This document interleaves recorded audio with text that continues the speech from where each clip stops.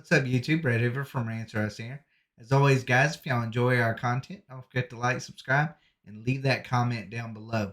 All right, so this is going to be our Season 2 Witcher review here on Rants I didn't want to do an episode by episode review simply because Netflix is, putting out all the episodes all at once. It didn't seem right to, do an episode by episode review when there's 10 episodes and they're all out and everybody's probably already seen them. So I'm just going to do my season 2 review here on just detailing everything that I loved and hated about this season. Overall, truly enjoyed it. Really, truly enjoyed it. Season 2 was a significant upgrade over season 1. I mean, you just take the story of Geralt and Siri. I mean, the connection between the two was really cemented in season 2, where in season 1 it just felt like Geralt just didn't have any lines. He didn't feel like the main character in his own story. Henry Cavill is a good Geralt. He really truly is. And he's a great actor. And them finally allowing him to actually show his acting chops really helped this season tremendously. But I think the breakout star is Siri in this season. I really do. I thought she was amazing. She personified the Siri that you have in your mind, the one that you see in the video games, and and even books. She acts like that character a lot. I really truly enjoyed her. I enjoyed every aspect of her story where I wasn't really too impacted by it in season 1. So there's a lot of good things. I'm actually going to do something a little bit different because I feel generous today. I'm going to actually do the things I loved first instead of the things that I absolutely hated. Now, the first thing that I loved was the linear storyline. Finally, we're not getting all this, 10 years ago and then present, 10 years present. I mean, we're not getting, or 100 years in some cases, and then present. We're getting it all at the same time, and I loved it. I loved it. I don't know why they decided to do that in season 1. It did not work out for me. It left me and many other fans really confused because I was like, "Oh, I don't know exactly if none of this is making sense. Is this taken in present day, or is it taking 100 years from now, or 100 years before?" Um, Especially people that really aren't caught up with Witcher lore. I think it really truly affected them because you don't know what's going on. You don't know the timeline of a lot of these things. And it just felt like it was just a little too all over the place for me, really, me and I think many other people to really, truly enjoy it. And when this show was supposed to come out, was almost supposed to be like the next Game of Thrones. And season 1 was furthest thing from that. Season 1 was at times incredibly boring. Sometimes it would go to a lull, but this season was action packed. I loved it, but the linear storyline is what made it that way. Where I wasn't having to always think, okay, where are we at now in the story in that particular scene? I already knew where we were at. I think hopefully if they continue that going forward, that will be great for season 3. Now, as far as my favorite episode was probably the Nivelin and the Bruxus scene episode. I enjoyed that. I remember reading that in the books. Um, that was a fun episode. Of course, we got a little bit Game of Thrones callback from that as well, with the main actor that played in that as Nivelin. But it was just a fun episode. It was a sad episode.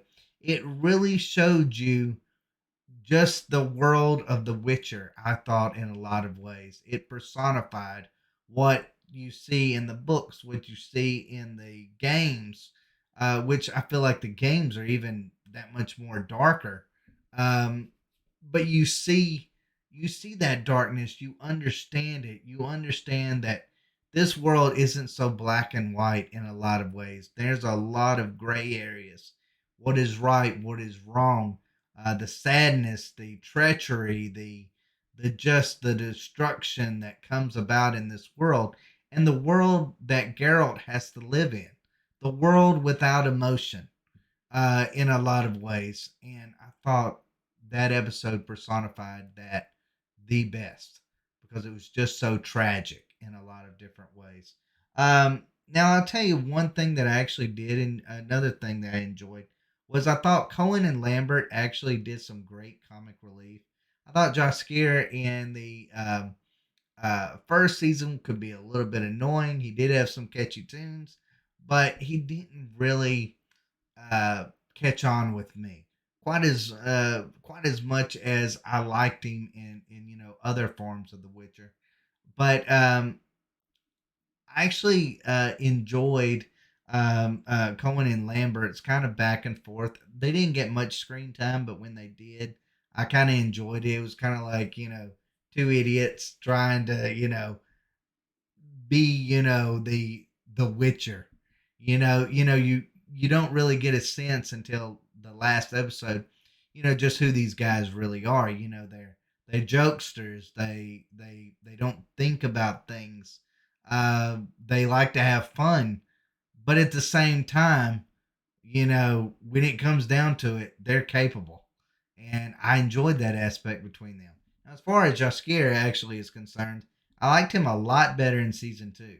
Season two, I thought really hit the mark with him. I thought his jokes were on point. I thought when he made those jokes, it was on point. I thought he flowed better with Henry Cavill's Geralt this season than he did last season because I felt like, you had a stick in the mud with Geralt last season, and then you had Jaskier, and I just kind of felt like um, that just the two of them didn't flow too well. Now with Henry Cavill's Geralt having more lines and showing a little bit more personality, I thought it really worked great. Um, and what can I say about the expanse that they went this go around? I enjoyed seeing Kaer Morhen, the Temple of Melitele. I enjoyed seeing those things that you see in the books and the video games, and you really get an epic sense. Especially, I remember playing in The Witcher 3. You get a just a gigantic sense of what this world is all about. Um, and it's like no other. I mean, that's the one thing. I mean, whether you love or you hate the Witcher games, you got to admit the expansiveness of that world and the beauty of that world is just amazing. I feel like this show really made it exuberant. Something it wasn't as you have all this sadness and all this terribleness that's going on in the world around you, but then you got these beautiful things like Kaer Morhen, that is tragic but beautiful at the same time. I mean, it felt real. It didn't just feel like a set. It felt like we were actually there.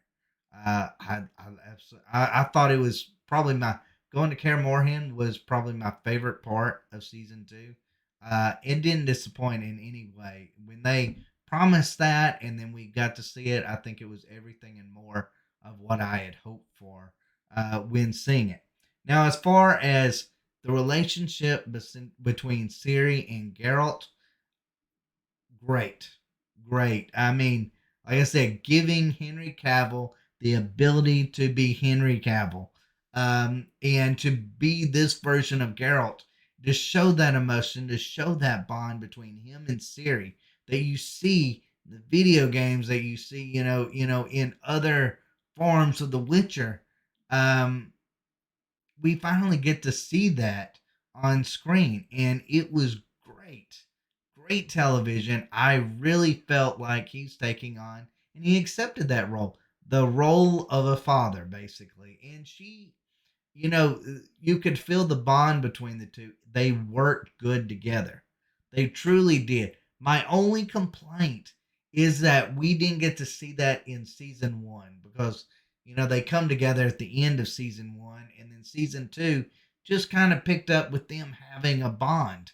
And I kind of wish that about halfway through season one, he would have maybe have uh, had something with her, or had more, had some episodes with her. Unfortunately, it didn't work out that way in season one, but season two really made up for it in a lot of ways, and we get to see the bond between Siri and Geralt at its best, where it should be, and that in a lot of part that was one of the biggest things that made season two, at least for me. I enjoyed Triss Marigold. I enjoyed Triss Marigold. I'm glad that they added her to the series, gave her bigger roles to play in this season. She was great. I enjoyed the conversations between her and Vesemir, kind of the romantic vibes that her and Geralt get. When around each other, I was kind of shocked that maybe they didn't hook up during season two. But I thought she was a nice addition. That she had more time on screen in season two. Now, as far as Siri is concerned, I've talked about the relationship when it comes to Siri and Geralt, but Siri really was a standout. She was the standout in season two. She really grew as a character. That's really all you can ask out of any character on any television series is growth. We got to see that growth in, let's say, Harry Potter. We got to see that growth, of Harry Potter from this, childish kind of brat to a certain extent. That kind of thought he knew it, knew it all, and, was real. Everything was based around his parents to actually becoming, or the death of his parents. And then everything him becoming his own man and standing on his own feet. You see that a lot with Siri. And I've talked about this. I talked about this in a video just today on 1883 about how you can do female characters right. They can be done, and it doesn't have to be forced. And Siri personifies what a strong female character is like, where it's not forced and it feels right for the show, and fans are going to take to it. And that's something that I wish the rest of Hollywood would understand. We're starting to see it in smaller amounts now. They're not just putting these females in these, prominent roles, and, in these, series that, are already have a fan base.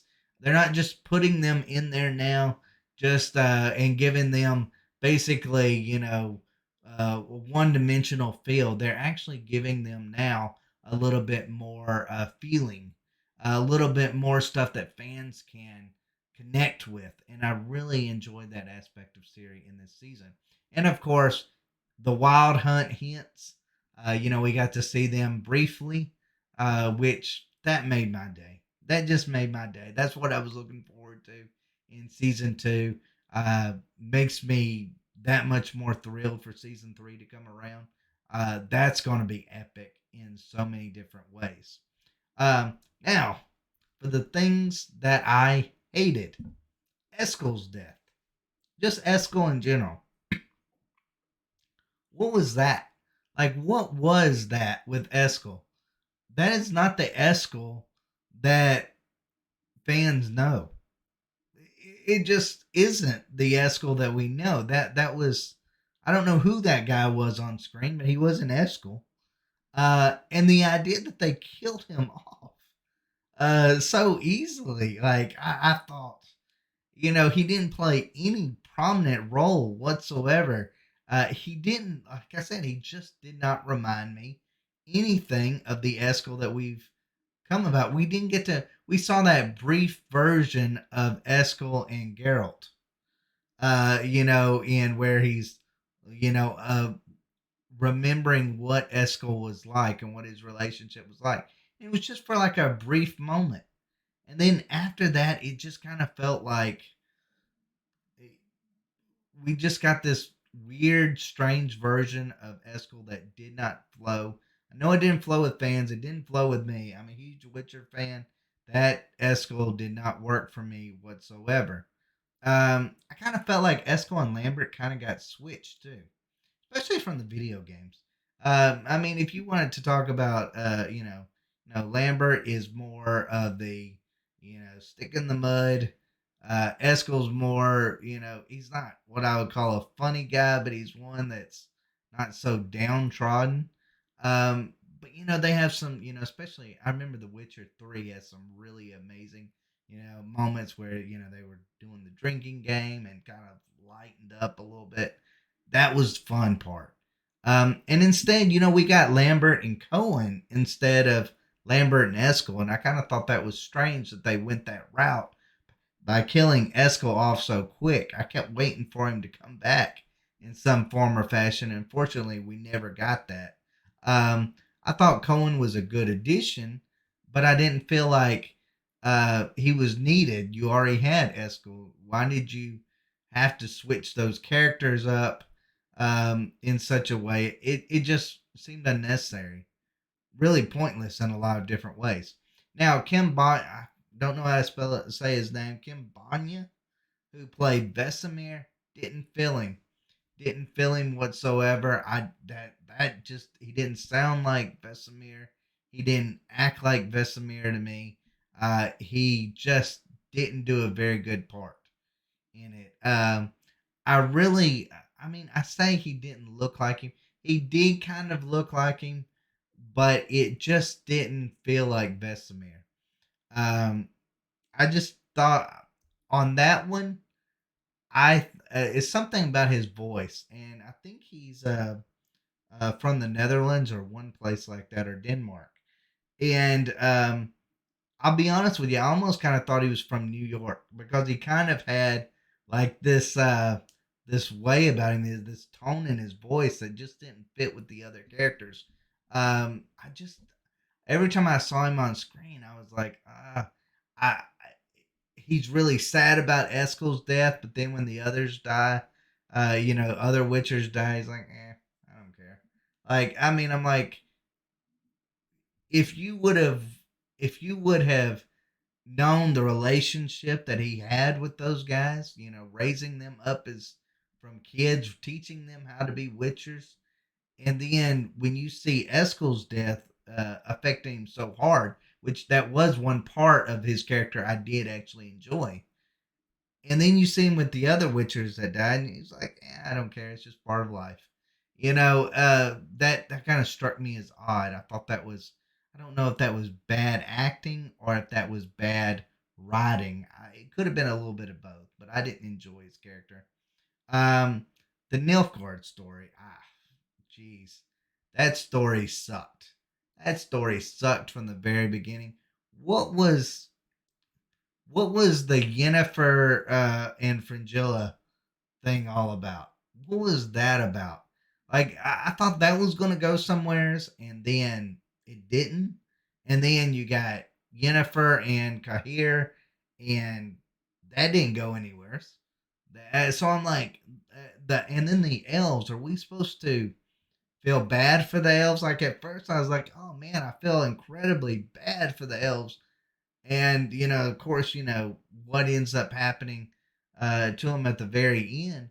But then they go around and do like the most atrocious thing that you can possibly think of, to to babies, and I'm like, I don't feel for them anymore. I don't care about their plight anymore after that. Like, I just don't. I will never care about their plight in this story, which is a big deal because it being The Witcher, there's a lot of these, elven things that take place in this. So I should care about that aspect of it, but I don't anymore simply because that was such an atrocious act on their part that I just don't care about those characters anymore. I just didn't enjoy the Nilfgaard stories whatsoever. I didn't enjoy Kahir and Frigilla's. I don't know what that was supposed to be. I thought they ruined Kahir in a lot of different ways. Um, he he went from being the dominant one to all of a sudden just being like Fringilla's servant just overnight. And I'm like, where did that even come about? I actually enjoyed Kahir the most when he was with Yennefer. I felt like that's where they should have stayed the entire season. They could have left the Volithmir story out completely and just had, Yennefer and Kahir, bonding in some weird way um, in Nilfgaard or something along those lines. That would have been interesting. I would have watched that. I would have enjoyed that. Um, let's see. I've never figured out what they wanted with Jennifer. Do they want us to love her? Do they want us to hate her? I've never understood that. Now, Yennefer, I'll admit, I'm not a gigantic fan of Yennefer. I'm not. I don't think she works good with Geralt. I don't think she worked good with Geralt in any form, whether it be books, whether it be, the video games, or whether it be in this series. I think she's a very vindictive human being. She's a person that it seems like every season she's doing something really horrible, and she's very selfish.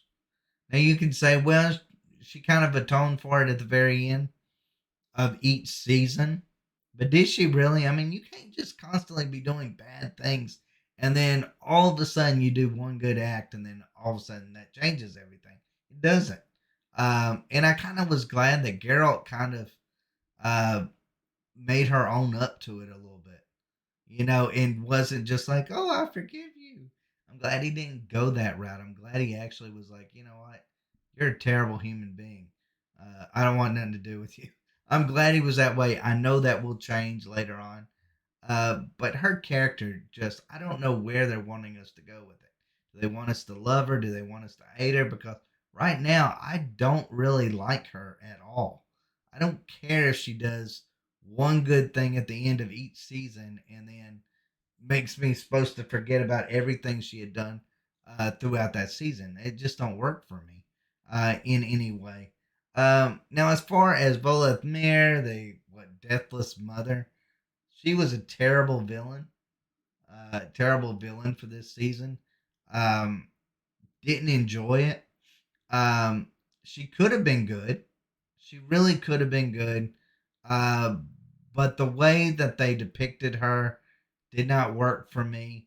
The way she played a role in Yennefer's story and the Elves story, I didn't like it. She could have been a really serious character, but the way she did Siri at the very end uh, completely ruined her character. She just didn't seem that epic in a lot of different ways.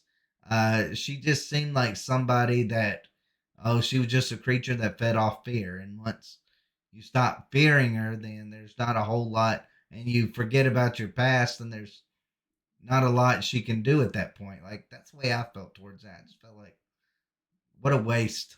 What a waste. She could have been better. She wasn't. And another thing, and this is my last point on it. If you're a fan of The Witcher and you've read the books and you've played the games, you will understand the story of The Witcher in this. But it got incredibly complicated in season two. The when it come to the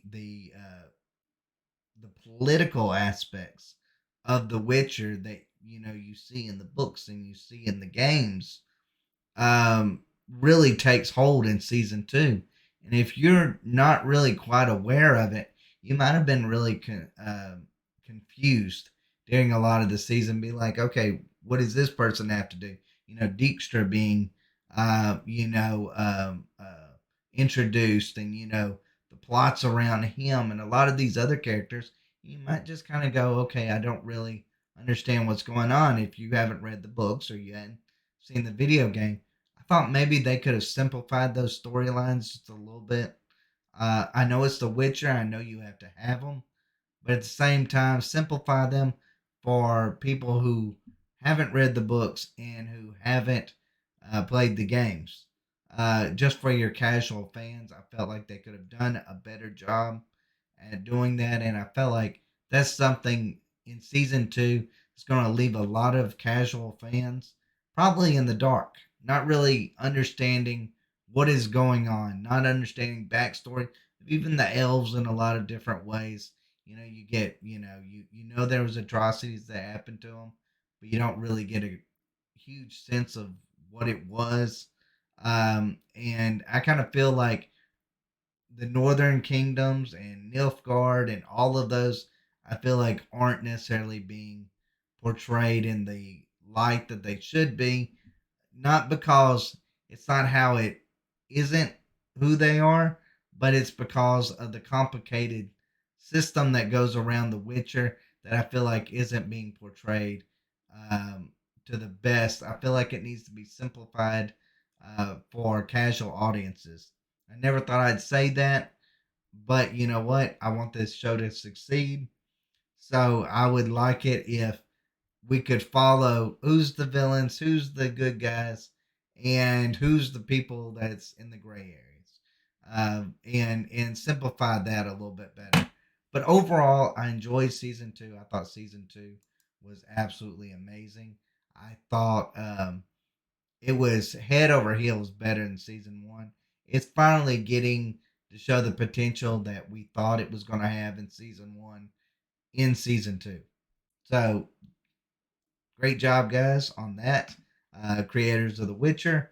Um, I'm looking forward to season three. I think season three is going to be really amazing. We're going to get to see the Wild Hunt. They're going to be probably the main villains, and seeing how Geralt and Siri handle that situation is going to be great. And maybe we'll get a little bit more of a redemption story from Yennefer. I'm sure we will. But I just the things that I hated about the this season were, I know I went through a list of them, but they all paled in comparison to the things that I loved about it for this season. This season I thought was great. Lived up to my expectation, exceeded my expectation. But overall, guys, let me know what y'all thought. Did you love it? Did you hate it? What did you think of season two? Let me know in the comments down below. And as always, if y'all enjoy our content here on Rants, please like and subscribe. It really helps this channel grow and flourish and stay competitive with the larger channels. As always, guys, thanks for watching. Y'all take care.